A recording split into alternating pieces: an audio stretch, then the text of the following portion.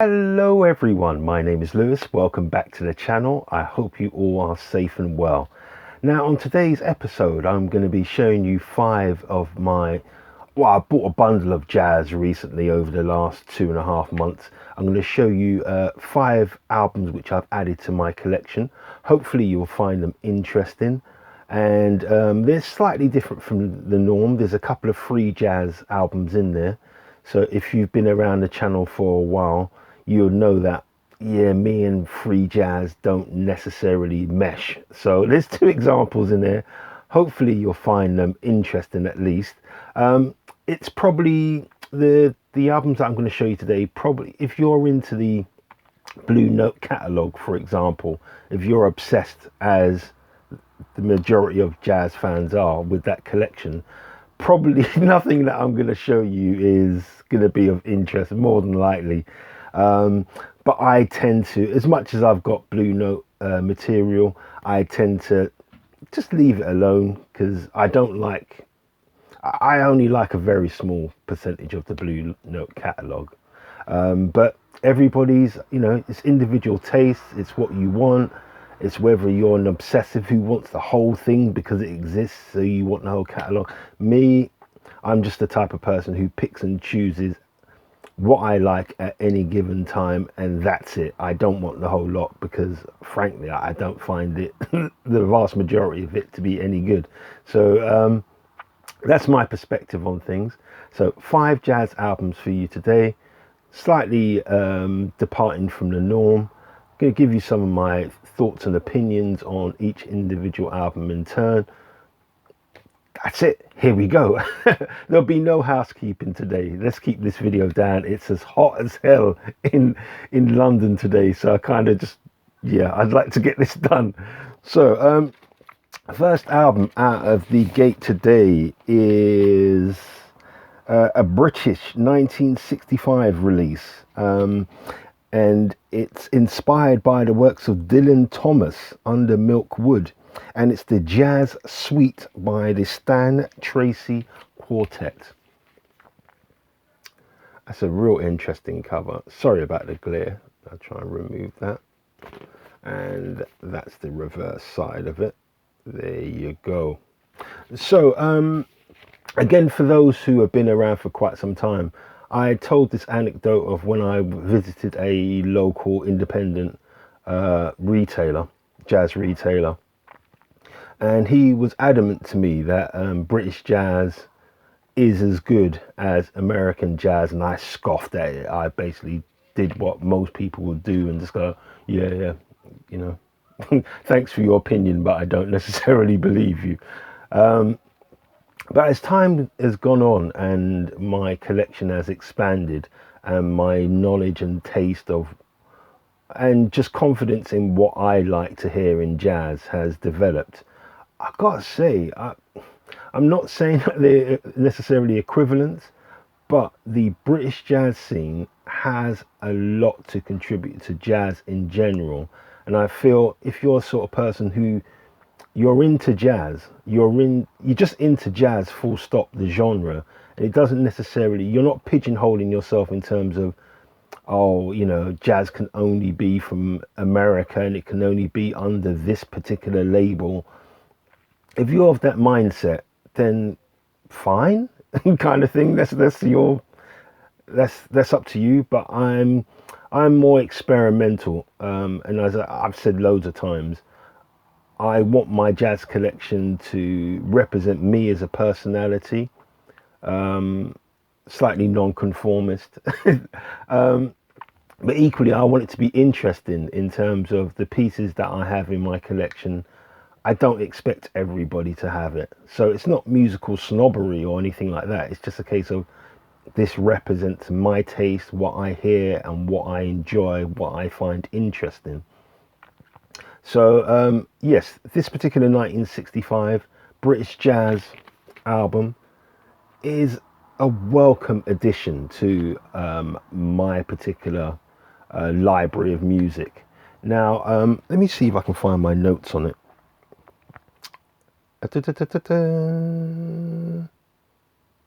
Right, yeah, I just got general statements. So I'm not saying it's a perfect jazz album. There's very few of those. I'm not saying that, but what I'm saying is it's interesting enough and it has enough class about it that it at least deserves a really good listening session. Now, there's multiple platforms in which you can hear this album, and I would suggest if you like jazz and you like jazz of the 60s, and you may have had your fill of, let's say, the Blue Note Impulse labels, this will be something which you might well see the merits in, just as I have.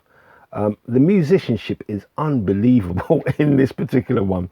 Now, prior to buying the album, I've never heard of Stan Tracy, or Bobby Wellens, or Jeff Klein, or Jackie Dugan.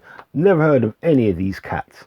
But I've got to say, in terms of listening to this album, and it's not perfect, there's, of the 8 tracks on there, I would say 6 are good, 4 of which of those 6 are really good. So you have to bear that in mind when you're purchasing this album. It's not that, from back to front, it's not, not every track is like mind blowing. There's a bit of cheese on here as well, which I don't particularly, I just skip past it. Once I know it exists, it's on the album, but I don't have to listen to that particular track. So, but in and of itself, it is a really nice slice of the era in which this was created, the 60s. And it's interesting in the sense of it has a distinctive British sound to it. So if these things, interest you, I would say whatever platform you listen to your music on prior to purchasing an album, please listen to it, give it a go, see what you think. But I'm really happy to have this in my collection. It's just really nice, and it says something different. Yeah, it's just to expand on that point. It's kind of like the attitude of jazz. If you don't have the American side of things, then it's not really jazz type thing. That mentality doesn't offend me, but I don't see the logical process of it, because if you expand it out to other forms of art, you wouldn't accept it. Say, for example, the British tradition of literature compared to the American, it's chalk and cheese. Now, yeah, I've got quite a bit of literature in and around my property, but it's a case of like the American side of things is really small. That's because your nation isn't that old in terms of, it just isn't. So you just don't have the historical depth to yeah. So the finest examples, they're going to be fewer in number than compared with the British. But I wouldn't out, in the Americans, and I'm sure you would be offended if I said, well, because you're a newer country, because your greatest works, you don't have you simply don't have the numbers compared to what's in the English language, in the English tradition of literature. You just don't have the numbers of great works. Then therefore I'm just going to dismiss you. You'd be rightly offended. You say, well, no, give us a chance. And that's what I'm kind of trying to say to you, or my position is in terms of jazz. Look at jazz from around the world. There are some interesting pieces in and of themselves. Give them a chance. Don't be snobbish and just dismiss them because they're not what everyone else is buying. Think for yourself in these kind of things. Know what you like. Now, like I said, I've gone through the American jazz songbook in terms of the great names, what supposedly the great albums, and because I've had the opportunity to hear other things, it's like, well, when you compare and contrast my enjoyment of one for the other, sometimes I've gone on the European side, the Japanese side, I've gone on the Australian side rather than sticking with the US side, because I've exposed myself to all these jazz traditions from different places. So again, It's kind of like my appeal to, come on guys, stop being lazy, man, stop, because yeah, what I've basically done is I've had a bit of free time and I've looked at a lot of the other vinyl YouTube channels, and I've been entertained, thoroughly entertained.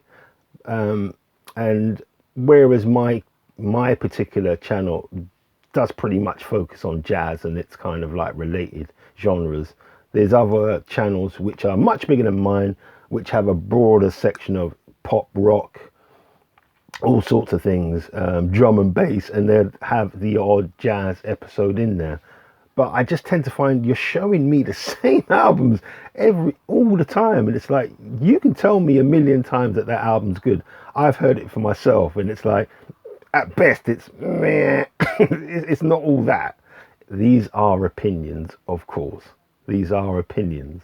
You know, if you're getting something out of these things, then fine. But I probably could argue quite strongly and objectively that a lot of the albums that are being presented to you on YouTube, it's not only the same 85 albums again and again, just in different imprints, but are they objectively that good? And that's what I'd probably strongly argue against. This, like, well, they're just meh, they're middling, if that. Or I'm just not interested at all. From what I've heard of jazz worldwide, yeah, it's not that interesting in terms of composition. Are these big names? Yeah, sure. Does it mean that they always hit the mark every time? Of course they don't. But anyway, that's on that one. That's the first album done. I had to do a bit of a rant. I think it's the heat as well, which has got to me. So, yeah, be compassionate towards me. Just let me have a little ramble. I only put out a video once a month, so let me do this every now and again, please. Right. The second album today, let me just try and see when this was originally released. Let's see if I can find it. It's I think it's a 1975 release, and it is a bit of free jazz. And let me get it out of the wallet. And it's French. As I said, I like to listen to jazz from right around the world. It's a global phenomenon. Don't be greedy, US. Yeah, it's yours, you originated, but don't be greedy. Let somebody else have a go. So this is by a French artist, 1975. The artist in question is named Francois Jeanneau. What a great name. See? This is what I mean. When you broaden yourself out, you get to hear like names that you would normally not encounter. And if you do, it's probably in the context of sport or something like that, whether it's ice hockey, basketball, or soccer, football, what we call it in Europe, the proper name for the sport. That's the only place that you're going to find these kind of names. So Francois Jeanneau, the album is, and my French is absolutely garbage. So I'm just going to show you what it's called from there you go. That's what it's called. I'm just going to say Curious Planet type thing. Un as in one, maybe. Bien Curious Planet. Anyway, I butchered it. So let me show you the cover. That is a fabulous cover. Fabulous. There you go. I really like that. Love the cover art. The vinyl itself is astonishing. There is a brochure to go along with it. Look at that. That's fantastic.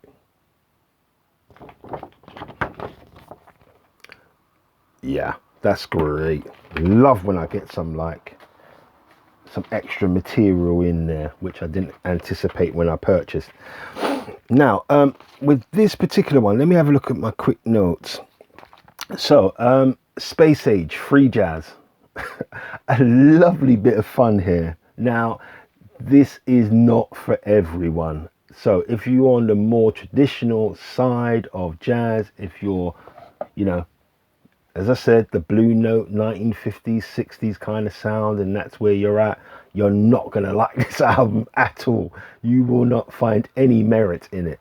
But from my point of view, for my tastes, it works perfectly. Yeah, Space Age. So it's got some electronica in it, but it's not electronic itself. It is a jazz album. So there are parts, if you listen to it in its entirety, which I suggest that you do, what you'll find is, if you're anything like me, the first first two tracks are a bit jarring. If you're into electronica as well, they're going to fit in perfectly with your taste. It's going to do that. I'm not really that side of things, so the first two tracks on here found it jarring. When I got to the third track, which was a theme for an unknown island. Oh, before we can continue, I forgot to say, on this particular album, the Stan Tracy, Starless and Bible Black, that's the track that I just love off this particular one. Sorry about that. So when it picks up from a theme from an unknown island, this album starts to, for me anyway, it hits full stride. It's just interesting. The musicianship, yeah, it's they're operating at a high level. There's no doubts about it. But it's a unique sound, a sound that you don't always encounter in jazz. And if you do, sometimes it goes too far with its electronica. It's trying to be too clever. This one has been reined in, so it just worked for me. I found it super interesting to listen to. There's, of the 9 tracks on here, I would say there's a good 5 on here which really, set my mind racing. It was, I found this interactive as an album, not just passively listening to it, but in terms of listening to it when I first encountered it and subsequent going through it, my mind is engaged with what's going on in any particular composition. It's just not a passive thing where I'm just going, No, it's more a case of, wow, what they're going to a particular direction here. And it's, yeah, they're very restrained. Like I said, the problem that you can get with some of these albums is there's a bit too much navel gazing. But on this particular one, no, they've reined it back and delivered a fantastic and unique work, which, yeah, as I said, in terms of my collection and what I like in jazz and what I'd like my collection to represent in terms of it's got interesting pieces in there. Yeah. So this particular one, the Stan Tracy, you can get that anywhere at this moment in time for reasonable money. This one, I think it's one of those cases where if you want it, you can get it. Yeah, I don't know. I'm just trying to think of how much I paid for it. I can't even remember off the top of my head. I'm that satisfied with it that I'm not. It wasn't an obscene amount of money for it. Let's put it that way. It was about the standard for all jazz albums at this moment in time. If you want it, you'll definitely be able to get it. I just say, just give it a listen to on whatever platform you can prior to purchasing. Have a real good listen to it, but understand there's a lot of electronica in there, and you have to kind of skip past those bits to get to the more what you would consider to be jazz. You have to skip through a few in order to get there, but once you get there, you're in for a really interesting ride, in my opinion. So Mr. Jeanneau, Francois Jeanneau, I salute you, sir. It's a really good piece, which has brought a lot of enjoyment to my listening experience. So that's the second one. the third one today. Yeah, this one, not sure what you guys are going to think about it. It's by, well, first of all, it's a 1978 original release. It's by, well, the album's entitled Dance of the Sun, and the artist in question is called Eddie Marshall. There you go. And let me show you the reverse side. So, what you can see there, straight off the bat, Eddie Marshall, a jazz drummer, American jazz drummer. I'd never heard of him prior to purchasing this album, but I gotta say, this guy's good. And again, it's part of my individual jazz journey that I'm listening to other material rather than regurgitating what everyone else is talking about. Significant on this album is Bobby Humphrey. And if you are a jazz snob and you won't buy this album simply on the basis of you've never heard of Eddie Marshall, and when you put him, you know, in one of your search engines or looked on Discogs, it's like he's not associated with the people that, you know, you find interesting normally, I would say shame on you, first of all. And secondly, you can think, if you want to cheat yourself, and because I would say get this album, full stop. And I'll tell you why in just a moment, the reasons behind that. Think of this as a Bobby Hutcherson album, because not only is it, yeah, he features heavily on this particular album. It does have all the hallmarks of a Bobby Hutcherson album. It really does. So this particular album, I think this is a limited. Yeah, calling it a limited edition, that's all meaningless anyway. So it's a 6-track album, and this is on the kind of more of its era, which is 70, what did I say it was? 77, 78, that type. Yeah, 78. It has and it's US, it has that particular era sound, there's no doubts about it, and I really do enjoy that era of jazz, there's no doubts about it.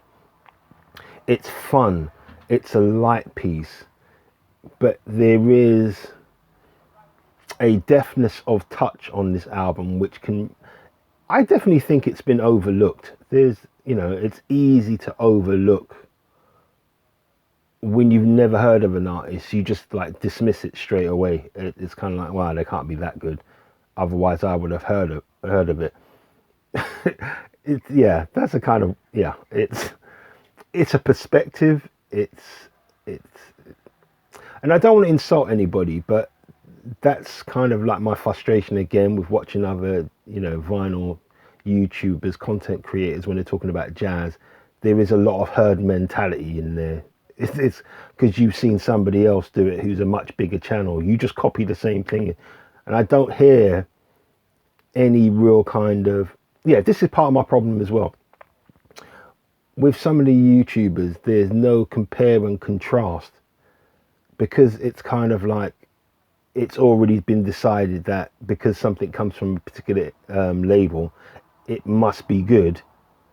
There's no kind of like, there's no comparison. There's just like, oh, you should just have it because it's in a particular catalogue, rather than, is this any good? And if it is good, why is it good? You see, this is my problem. There's no explanation behind it, apart from you just want it because you know what? Do what you want, to be quite honest. I just find it quite frustrating anyway, and you can hear, again, it's probably this heat which is doing me in. So, yeah, I'm impassioned at the moment. So on this album, you've got a great set of artists, many of which, again, I've never heard of. Manny Boyd on tenor sax, George Cables on piano, James Leary on bass, and of course Mr. Marshall on drums. Now, 6-track album, I would definitely say of the 6, 5 are really good. Yeah, 4 to 5 are really good on this album, and it really did astonish me. Now, this album, it certainly, where I live, you can get this album cheap as chips. And that's why I'm saying kind of like, just get it. Just get it. I don't care what's in your collection, how many albums you've got. If you haven't got this already, please get it. It is available at a silly amounts of money. It's just so cheap that I kind of think that they're doing a disservice. Or if you can charge for this level of work, you can charge that retail price for it. Why can't you do it for the others then? Because I'm not saying the others are objectively better, because they're not. This stands up. It's a mid-tier jazz album. It's not elite level, but it's good enough. And basically 97% of all jazz is in the middle level. So how comes this is as cheap as chips? This particular label, Imprint, is a well-established one. This is not a bootleg album by any stretch of the imagination. So I'm not sure what that's about. Do yourself a favor, give this a listen. Like I said, light, breezy, interesting compositions, played very well. And if you're a snob and you don't, you're not going to put any respect on Mr. Eddie Marshall's name, think of this more instead as a Bobby Hutcherson album, and then trick yourself into getting it, because this deserves to be in, if you like jazz at this price range and for the quality of work, this should be in your collection, really and truly. It just should be. So that's the third one for today. Wow, I'm on a right rant today. I'm making myself laugh. Right, the fourth album today, again, is a bit of free jazz, and it's another British jazz ensemble who I'm representing here. I'm just trying to see when this was originally, if I can tell from the cover itself, when this was originally released. I'm not sure I'll be able to spot it. No, from what I can see, no. Anyway, let's just get to the point of it. The album's entitled Marching Song Volume 1, and it's by the Mike Westbrook Concert Band. And let me show you.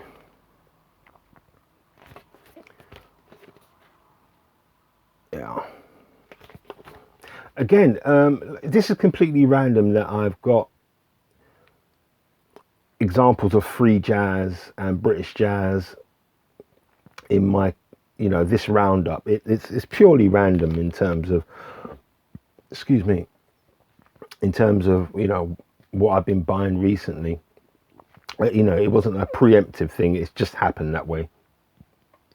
Now, this particular album, Mike Westbrook, I had a couple of compilation jazz albums where I was exposed to the more experimental side of British jazz, and Mike Westbrook was one of the artists that I encountered while doing this. And I've got to say, I had a soft spot for him.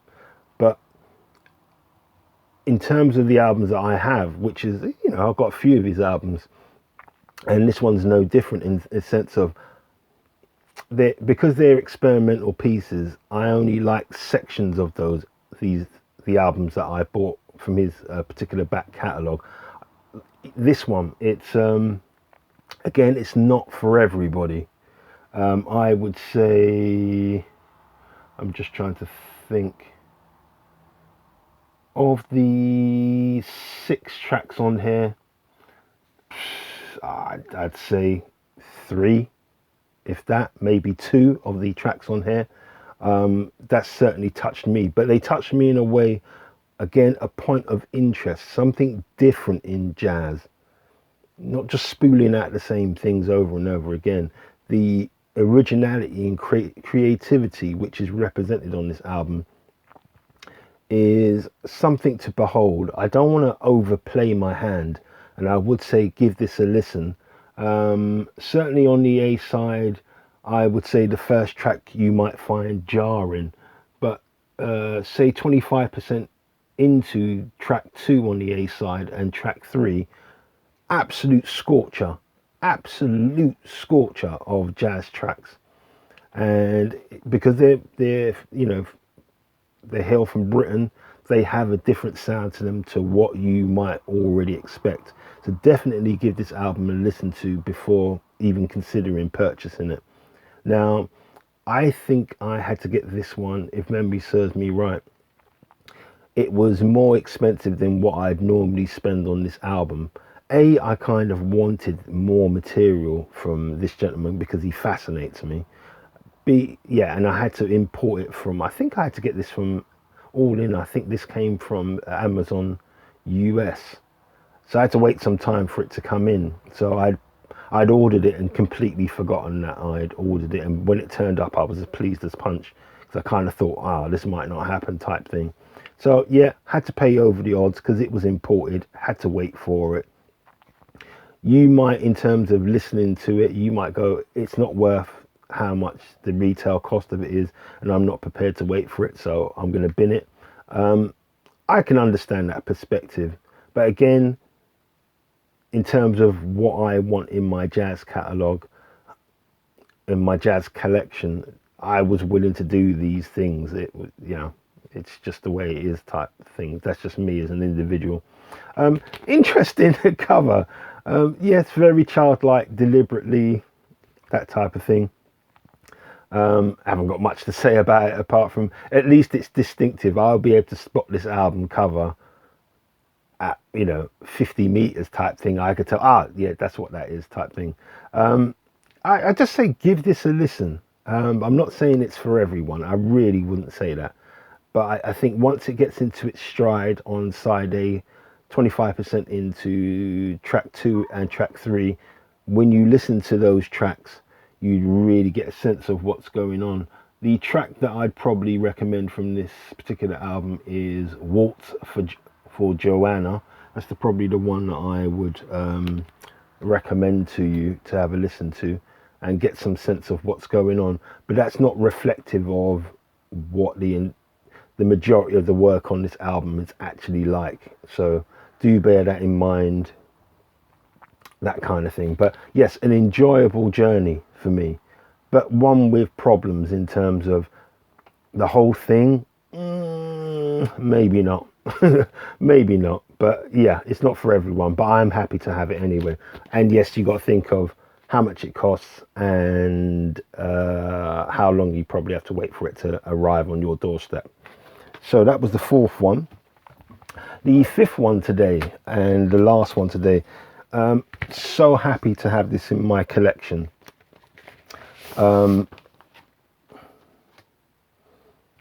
Yes, it's all right. Let's start off. It's 1976 original release. It's a 3-track album.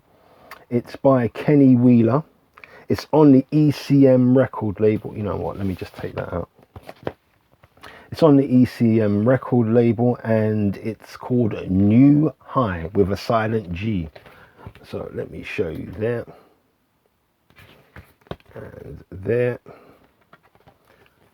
And there. Yeah, loads to read. So, I've got a love-hate. I wouldn't even go that far. Now, as much as I've said earlier about dismissing jazz, for whatever perspective is probably a bad thing, here's where my hypocrisy kicks in, because ECM is a label that I think is way overrated for what it is. It has a distinctive sound, sure, and that's not a problem. And if you're into it, you're into it.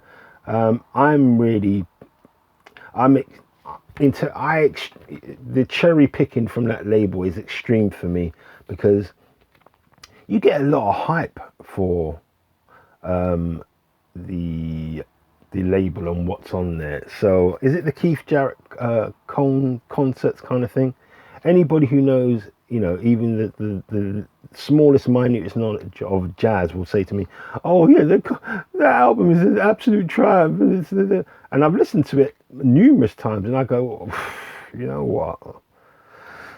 But again, that's the good thing about jazz. There is so much material. We don't all have to like the same things. There is a commonality where, there's certain pieces of work which the vast majority of listeners are going to like and be able to interact with. And then there's other works where it's far more kind of like how you came to where you are in your jazz journey, the circumstances in which you heard this particular album. A lot of those things are going to color your view on things. Say, for example, I've seen some of the more mature and the generationally older YouTubers who talk about jazz and audiophile equipment and all that kind of stuff. And when they talk about jazz, they talk about Charles Lloyd and they bang on about him. And it's like what I've heard of his back catalogue, and I've got quite a bit of it. You know, I've got at least as much as I want, and that's maybe about 2 or 3 albums. I'm just like, that's middling at best. It's like, but they're of an age where they saw it firsthand when it first came out. And, you know, I'm looking at it at eyes, 50 years, 50 years later type of thing, my ears and eyes and kind of thing, and what I've heard in terms of jazz material in between. I don't have the same relationship with it. So you kind of got to bear these things in mind. So if I do sound harsh, please forgive me, because I'm subject to the same hypocrisy and preconceptions as many of us are. We're human, we're fallible. But yeah, despite it being hot and me being kind of like slightly frustrated with what I've seen on YouTube by way of content, I have to acknowledge as well that I am subject to the same biases. But anyway, back to this album. So, New High, Silent G. This is extraordinary. And I think it's a no-brainer. I think if you're into jazz or you want to be into jazz, and maybe I might do a video at some time of top 10 jazz albums, and I mean jazz albums where from back to front this album stands the test of time, which I would include this one in. There is no filler tracks on here. The level of composition, the musicianship, the creativity, the direction of what they're trying to do on this album. Yes, it's a 3-track album, but the tracks themselves are quite long. There's, side A is nearly 22 minutes, 1 track.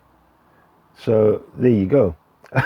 But absolutely stunning piece of work. But yeah, I still don't like ECM, and I'm never going to like them. And I may have a handful of the albums from their catalogue. I think it's just not for me, really. But this one certainly is. If you see it out there, and this has been recently repressed in this particular version, and it's a beautiful version, beautiful packaging. It's lovely when you get the actual packaging and the material on the album to mesh up, and they're both fantastic. And in this case, they've done it.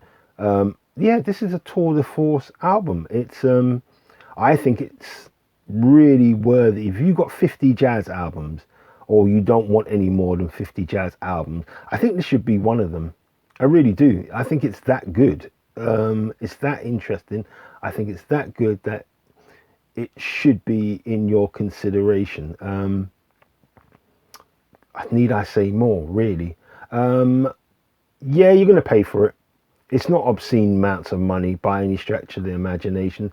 It's more than it's tone poet money for this album, and I'd have this over. Like I said, I'd have this over probably 98% of the Blue Note catalogue, to be quite honest. it's that good. So yeah, you're going to find it. If you want it, find it. Definitely give it a listen to before purchasing. You're in for an absolute treat. It's European. Yeah, it's the European tinge jazz probably at its best type thing. So that's the kind of way my mind kind of parcels and compartmentalizes it. If you're going to have European jazz, if you're going to have an item from the ECM label, it's probably this one. The Cone concert, yeah, get this one first. Get this one first. But if you want to go down the ECM route, by all means do that. I'm not going with you. I'm just not. But yeah, you'll be able to find this one. Give it a listen to. You will definitely, on initial hearing and revisiting it, you will realize how high the standard is on this particular jazz album. So yeah, happy listening with this. I'll figure out later which track I'm gonna use for as a sample for you to hear it for yourself. But yeah, this is a no-brainer. I just think you should just go and get it, full stop. Just get it. Don't even wait to, yeah, just get it. It's as simple as that. Right, that's 5 jazz albums for you today. Hopefully you enjoyed the the roundup. I'm not going to apologize for my ramblings. That's just the way I am. I'm kind of passionate about what I think, but also I'd like to believe I'm realistic and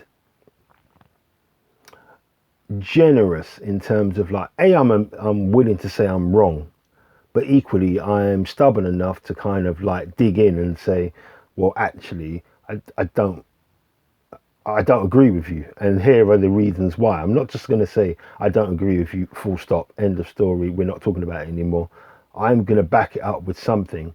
So again, I just kind of think as jazz collectors, those who are interested in jazz, I think more critical thinking is needed, and a more of a personal touch. I kind of want, it's up to you, but I would just say be honest in what you like in jazz, what you've discovered and what you've liked. Try not to be overly influenced by other people. Now, me doing this video might influence you, so that there you go, that's part of the paradox of it. But at the same time, be careful of when people keep repeating the same and showing you the same jazz items time and time again, or items which have just been re-released and they've got it and they're showing it to you, and they're showing you an original pressing, and then they're showing you an intermediate, pressing, and then they're showing you a brand new pressing of the same thing. 3 of the same albums in anybody's collection. Is it justifiable? It's up to you, kind of thing. I just don't find that interesting. I understand the lizard part of the brain, which kind of, when, as dudes, we're collecting and we go into the minutiae of things. And it is a good thing, because that's why we get developments and things. That's how, technologically, how we get better as in terms of the luxury items that we enjoy. That's how we improve them, because people go into the minutiae of things.